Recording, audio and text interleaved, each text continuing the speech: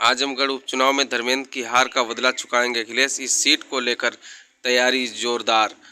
आगामी लोकसभा चुनाव को लेकर अब कम ही समय बचा है।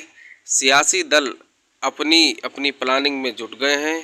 सबकी नज़रें 80 लोकसभा वाले राज्य उत्तर प्रदेश पर टिकी हुई हैं।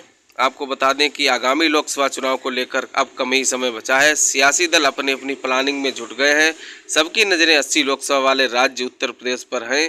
एक कहावत काफ़ी प्रचलित है कि दिल्ली का रास्ता यूपी से होते हुए जाता है।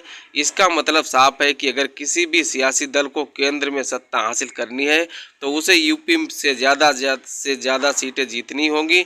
यूपी में फिलहाल भाजपा के नेतृत्व वाले एनडीए, सपा के नेतृत्व वाले इंडिया और मायावती की पार्टी बसपा के बीच त्रिकोणीय मुकाबला है। वहीं लोग इस बात को भी जानने की उत्सुकता कर रहे हैं कि आपको बता दें कि आजमगढ़ लोकसभा सीट सपा का गढ़ हुआ करती थी। 2019 में अखिलेश यहां से सांसद चुने गए थे, मगर 2022 के यूपी विधानसभा चुनाव में करहल से विधायक बनने के बाद अखिलेश ने संसद की सदस्यता से इस्तीफा दिया था।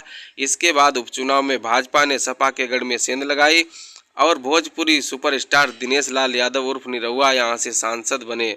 निरहुआ ने अखिलेश के चचेरे भाई धर्मेंद्र यादव को चुनाव हराया। तब ये कहा गया कि सपा की हार की वजह से बसपा प्रत्याशी गुड्डू जमाली बने, मगर अब अखिलेश ने बसपा नेता गुड्डू जमाली को अपनी पार्टी में शामिल कर लिया है।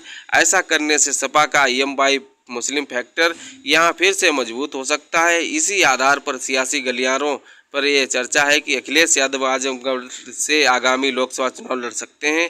वहीं ये चर्चा ये भी है कि अखिलेश कन्नौज से भी चुनाव लड़ सकते हैं।